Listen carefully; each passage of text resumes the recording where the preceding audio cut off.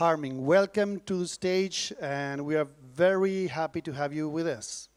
Your time. Hi, Chani, and thank you so much for having me, and hello to everyone in Buenos Aires. Right, let me bring up my slides, and I'm sorry I couldn't be with you in person, but it just wasn't possible for me to travel at this time.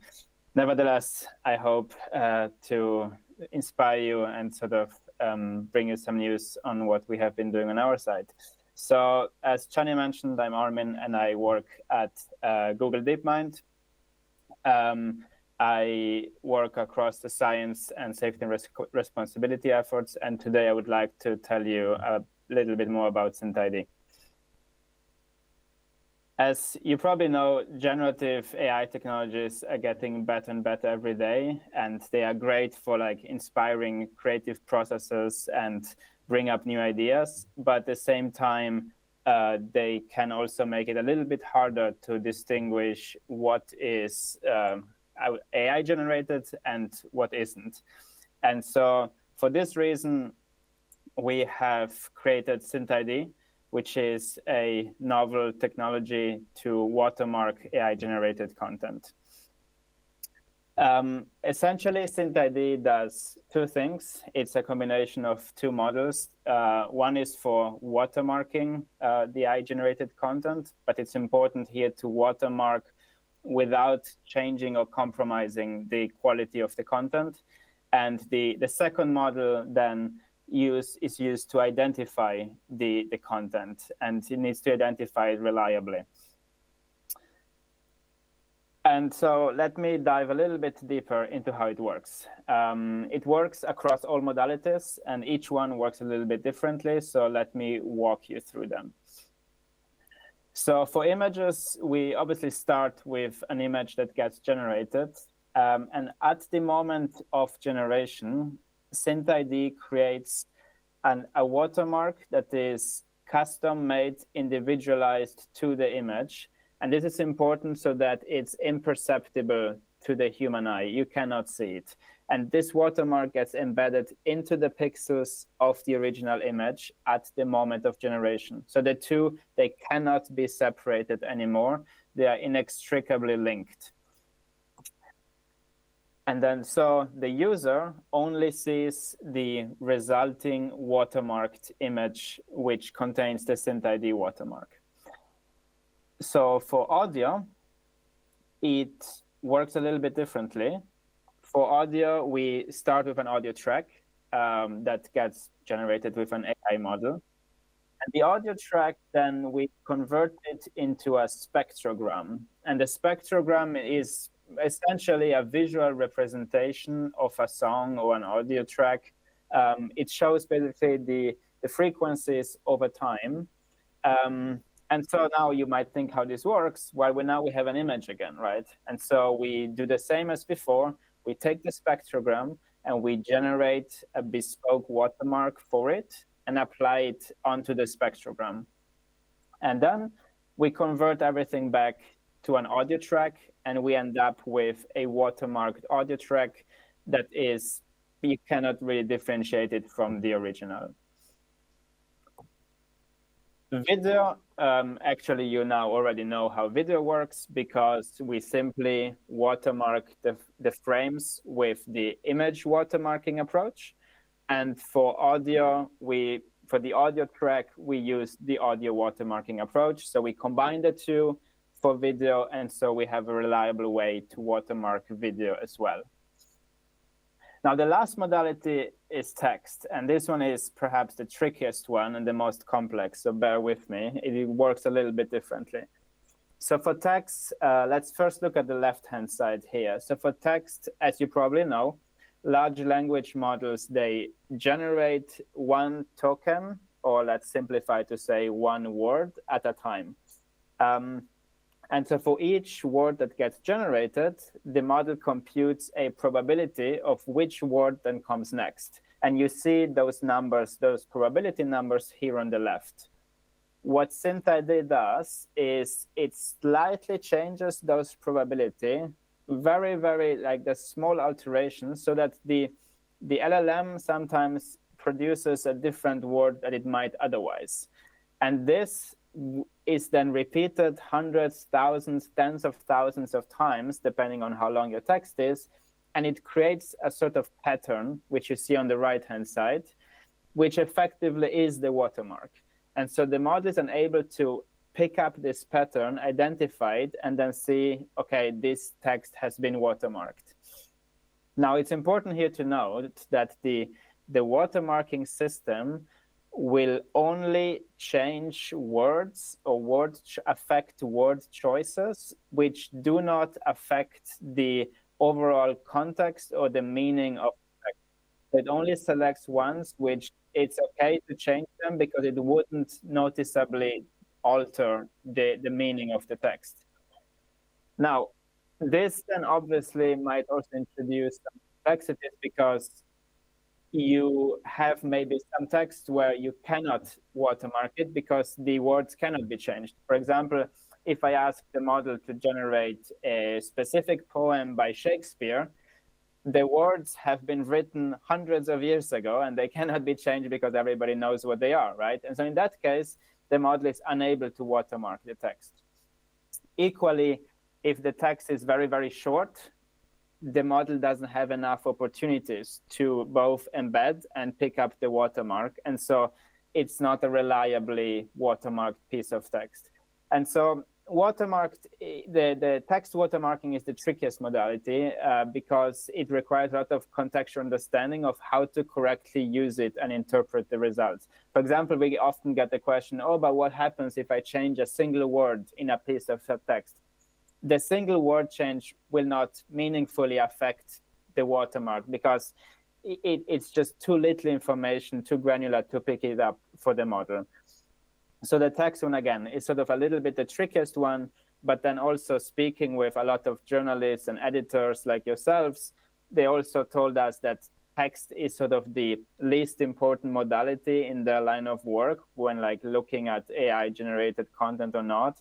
Like images, audio, and video, they're much more important for them at this point. I also want to talk a little bit more about some sort of the limitations on the, for example, the image or the audio side. SynthID is very robust to changes and edits. For example, if we start here in the middle, you see the original image of the cute koala on the eucalyptus tree. On the bottom left, you see examples of modifications where SynthID, the watermark, will still be picked up and detected. So if you change colors, apply filters, add a text overlay or an emoji, flip the image around, this is all fine. The watermark gets detected. On the bottom right, you see that if the modifications are too extreme, like you zoom into an extreme level or you crop out most of the image, then the watermark will not be detectable any longer. So just to give you a sense of like what's possible and what's impossible, because we optimize SynthID to be as useful and not to be as like robust to any modification whatsoever. That's not the point of it. Lastly, I also want to caveat that we don't think of SynthID as a silver bullet. It's not the end-all, be-all solution, but it's rather one piece of a bigger solution, right? So it works best together with other approaches, like, for example, I'm sure you know C2PA, the metadata-based approach, or together with fingerprinting approach. Like, if you add more pieces together, it becomes a much stronger provenance solution. And so this is sort of how we see its place. We don't say, oh, SynthID is the only solution you need. That's not the case at all. And we also, like right now, we are watermarking all of the model outputs that comes from Google. So video, image generation models, video, the Gemini, the outputs are all watermarked, but we recognize that this becomes more useful if more people can use it, right? And so we've started to really build up a partner ecosystem to invite other companies to use this technology as well to responsibly watermark their content. So for example, NVIDIA and Get Real Security were our first partners we onboarded earlier this year, and we're actively working with new ones to bring them to use SynthID as well. Now, I want to finish by showing you a quick demo of the SynthID detector that we've built and presented earlier this year. It's a new portal where you can upload content to help you identify whether it was watermarked with SynthID. It's a very straightforward tool, but the interpretation of the watermark or like the results it requires a bit of knowledge and experience, which is also why we have developed it in collaboration with or speaking with multiple journalists and fact checkers, and we sort of try to get their feedback on how they think this should work, because they are the audience we wanted to optimize for.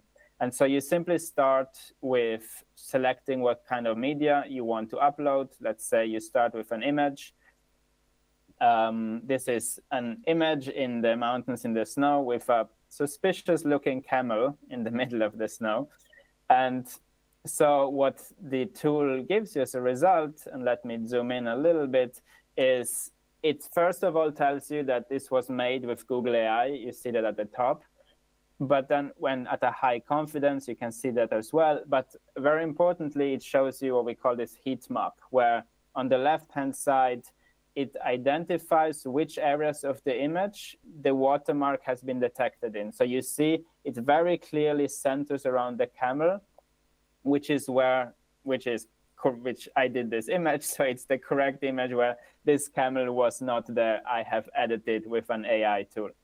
At the same time, then it tells you in the middle now the areas where the watermark was not detected, right? The image of the mountains and the snow around the camel, those are real. That's a real, an authentic picture. And on the right-hand side, it tells you a couple of areas it's unsure, because those are at the border between where the AI edits were made and the real image starts. Now, I'm saying this requires context and experience because this tool will never tell you, I am 100% certain that this is AI-generated content. Like, it shows you that there is a certain confidence to it, and it shows you the areas where the watermark gets detected. But even with this information, this doesn't mean necessarily that this image is fake or not, right? Because it depends what edit you have made with AI, right? It depends on the context the image is being shared. For example, if I had just used AI to change the color of the camel, let's assume the camel was real, it doesn't necessarily mean the whole image is fake. I might just have edited with an AI tool some parts of it, right? And this is why I really feel strongly about collaborating with journalists and editors and media professionals, because you have the knowledge and the experience to help also then educate the wider public on how to interpret and understand pieces of content like this. It's sort of like, what is AI, what isn't, what is fake, what isn't. It's not a clear-cut yes/no answer most of the time. It requires a bit more context. And so let me also quickly show you before we end, then for audio, how it works. You upload a song basically, and it gives you a visualization of the track and shows you in blue in which areas the watermark has been detected, right? So it shows you in white, those there is no watermark there, and in blue, there is. Lastly, also with video, this is an example from a video we generated with VO3, our latest video generation model.